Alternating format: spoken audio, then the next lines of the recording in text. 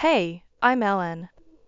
Just crossed 45 and I line up the numbers for a living, crunching them from my home workspace. A book my husband, Jake, is all on for. It's an arrangement that's got the thumbs up from my folks too, since they're the brains behind a sports store which Jake's been running. Jake took charge of the family business a bit after we got hitched. He was the life of the place, and now at 45, I'm still at home doing the books while he's the main guy at the shop.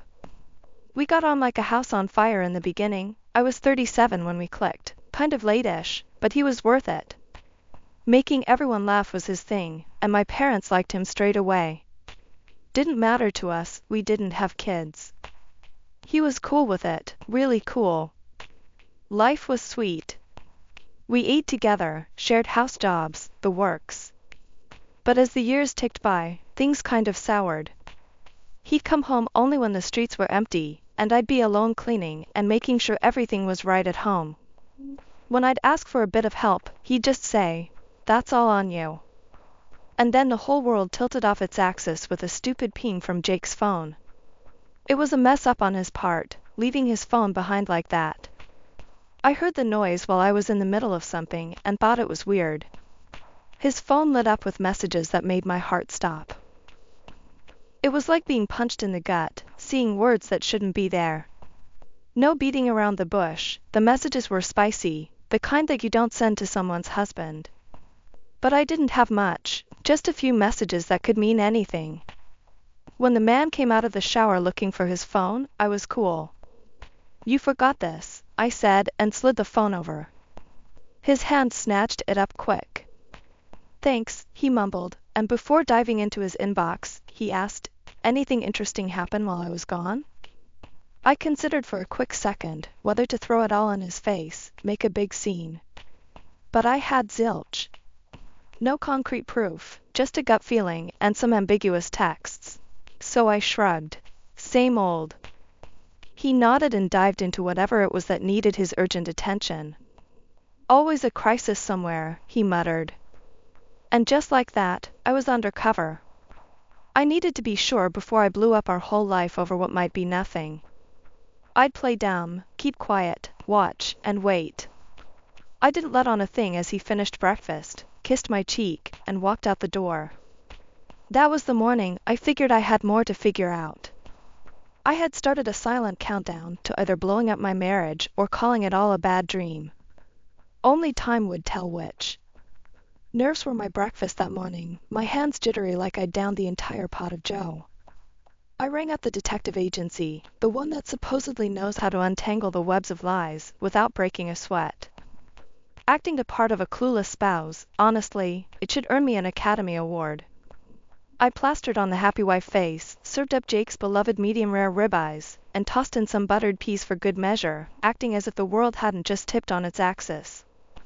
Jake, well, he was his usual self, cracking tired jokes across the breakfast table, clueless that I was onto him, or was he?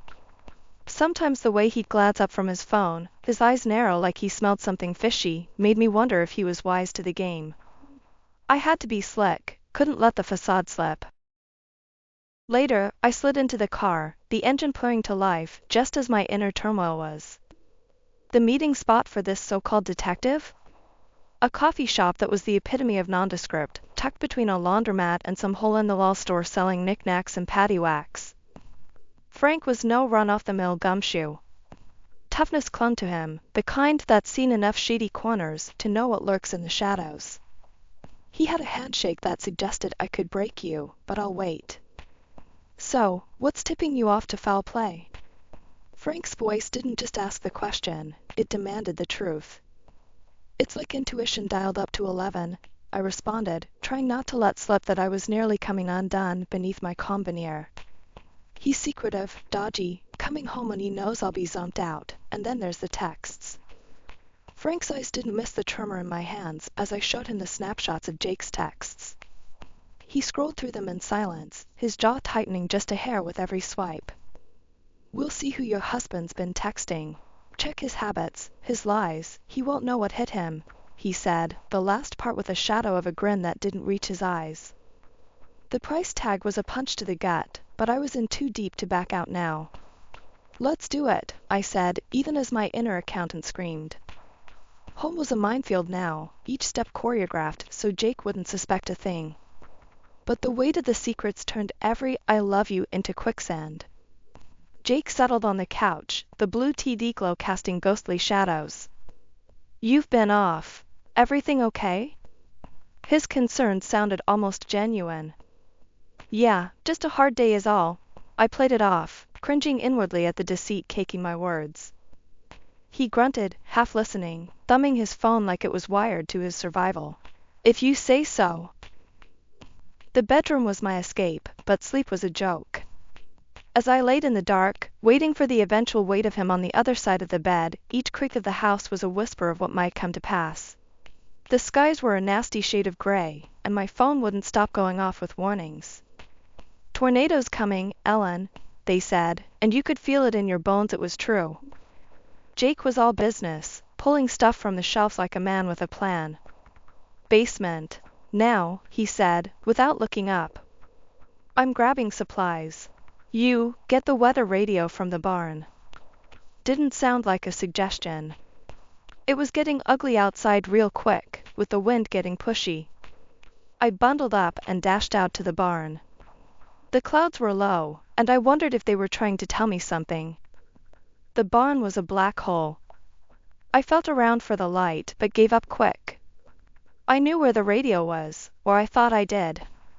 Then, like a bad joke, the door slammed shut behind me. Damn, I said out loud, hoping it might make me feel better. It didn't. Jake. No answer, just the wind being a bully to everything in its path. I pushed at the door, but it was like pushing against a brick wall. What the heck? I muttered, and then it hit me like a slap. This was no accident. The door had been shut tight from the outside. Jake? This ain't funny, I said, louder this time, but the wind stole my words. I banged on the wood so hard my hands hurt, but the door didn't budge. Then I got it. This was Jake's doing. Why? I whispered, more to myself than anyone who could hear. A bad taste settled in my mouth. I kicked at the door, not because I thought it'd open, but because it felt better than doing nothing. Hey! I shouted. Nothing. Just the sound of hell's bells ringing outside as the tornado chewed up everything in its path. I should have been scared for my life, I guess. But it was the betrayal that stung me fierce.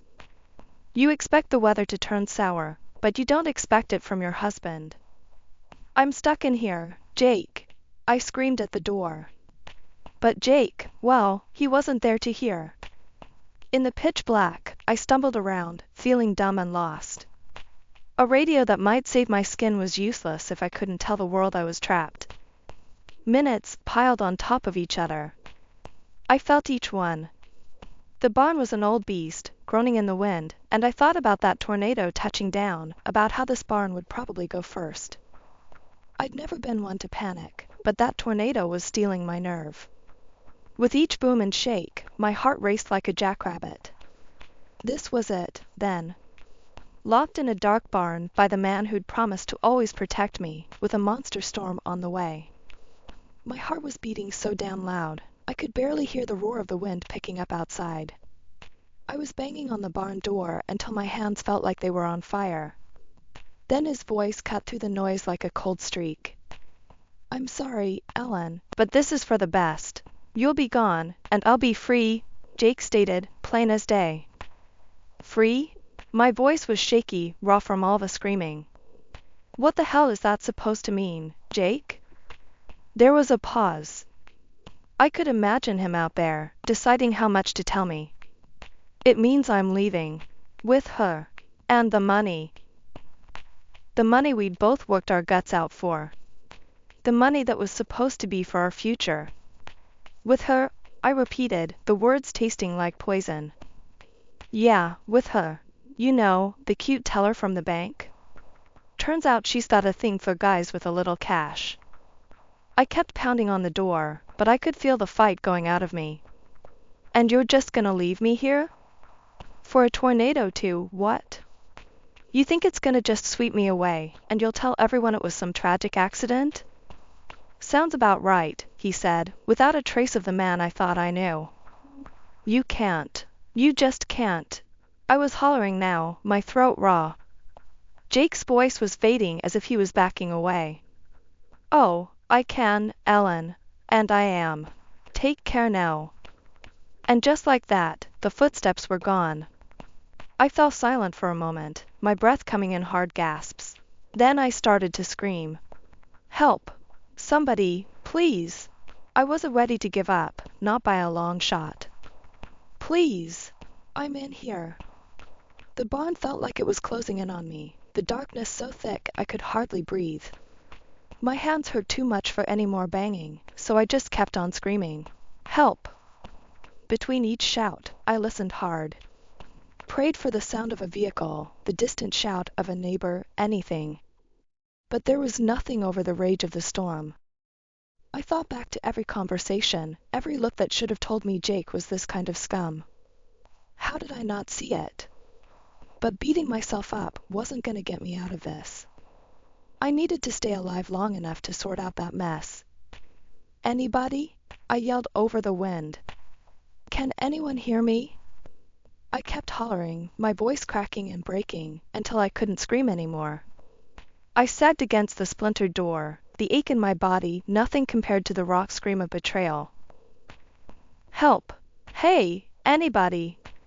I bellowed again, the words tearing at my throat, raw and angry. I was Ellen. I'd been through storms before. Not like this, sure, not locked in a barn by the man I married, wishing a tornado on me. But I'd been through tough times, and I wasn't about to quit. Not now. Help me! I'm in here. I kept on screaming, even as the world outside screamed back at me. I was yelling my lungs out, voice all scratchy, when suddenly, I heard a click. The barn door creaked on its hinges, and there stood Mr. Donnelly with his dog, going nuts at his feet. What in the hot hell are you doing hollerin' in here, Ellen? Thought the wind yanked your brains out. He grabbed my arm, none too gently, and yanked me out of the barn. I was stumbling over my own feet, trying to keep up with his brisk pace. His dog, a big old black lab, was jumping around, barking like it was all a game. We gotta get you to my place, now. Mr. Donnelly shouted over the sound of the howling wind. He was serious, more serious than I'd ever seen him. We pelted down the road, the wind trying to slap us sideways. By the time we burst into Mr. Donnelly's house, my heart was doing somersaults, and my breath was coming fast and harsh. He shoved me down the stairs, before I even had time to thank him. The basement was dim, lit by a couple of bare bulbs. It smelled like damp and old newspapers. We could hear the storm pounding on the house above, but down here, it felt like another world. Coffee? Donnelly offered, and I just nodded, still trying to wrap my head around everything. While the coffee was brewing, he sat across from me, arms crossed, the dog settled at his feet. All right, Ellen. Spill it. What's got you locked up in a barn with a twister on your tail? I took a deep breath, the warm smell of coffee filling the air. Jake, I started, the name like a lead weight in my mouth. He's locked me up to get taken by the storm. Mr. Donnelly stared, his eyes hard as flints. Son of a, and here I thought he was just the usual kind of fool. Yeah, a fool, I muttered, feeling my hands fall into fists. Got a plan for every dime, just not for me. Saying it out loud, it sounded even worse. Donnelly handed me a mug, the heat from the coffee seeping into my cold fingers. Well, hell, he picked the wrong woman to mess with. His lips twitched into what might have been a smile on a good day. Outside, the storm was still tearing at the world, but inside, sipping on Mr. Donnelly's coffee, I felt something like peace. Or maybe it was just the eye of the storm. S'pose I've got some planning to do, I said, my voice steadier now. Donnelly nodded. Start with resting. You look like you've been chewed up and spat out by a coyote. Feel like it, too, I said with a weak chuckle. That's how I found myself in old man Donnelly's basement, with the storm overhead. But my own storm was just getting started. And when it hit, it wouldn't be nature's fury, it'd be mine. As I stepped out of Mr. Donnelly's basement with him right beside me, what hit me first wasn't the sight but the silence, the eerie kind that follows a big ruckus.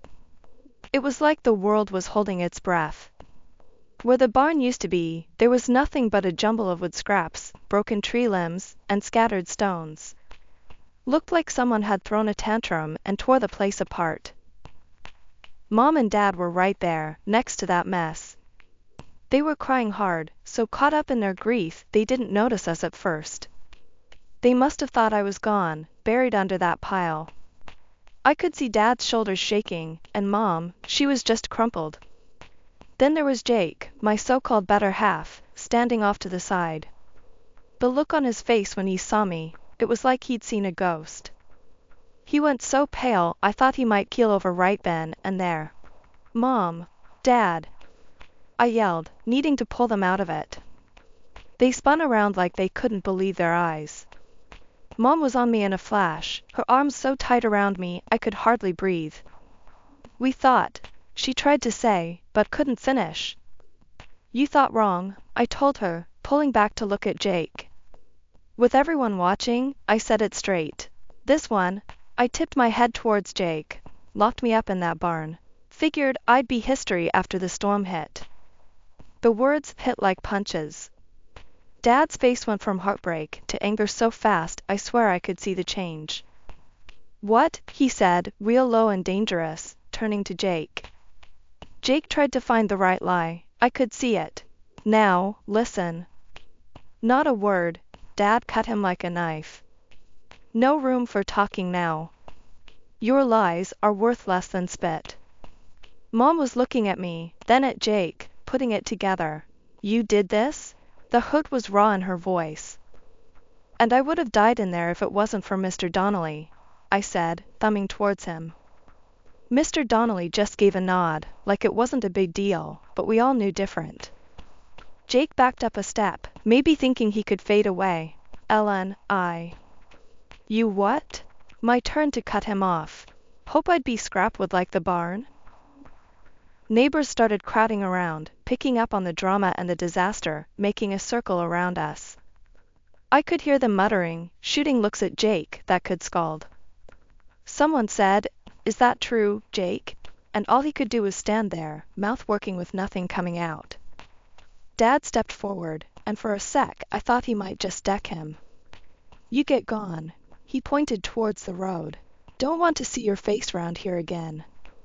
Jake took the hint and started walking, not saying another word, leading a quiet that shouted in his wake. The neighbors, they were all buzzing and clucking, saying how they'd help us pick up the pieces, literally, and all that. It was good people doing good people things.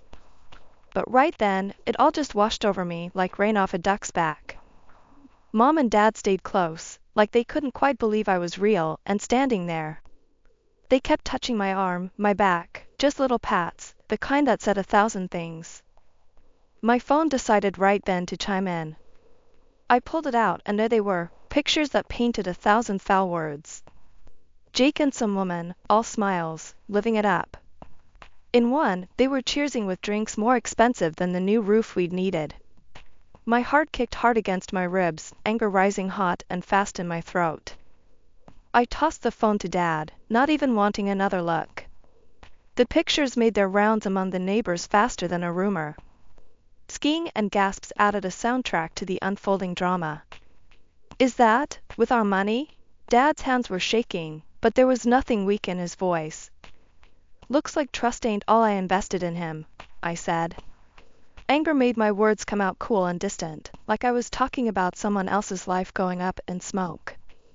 Next to me, Mr. Donnelly spat on the ground, a well-worn sign of disgust. "Always knew the boy's smile was too slick," he muttered.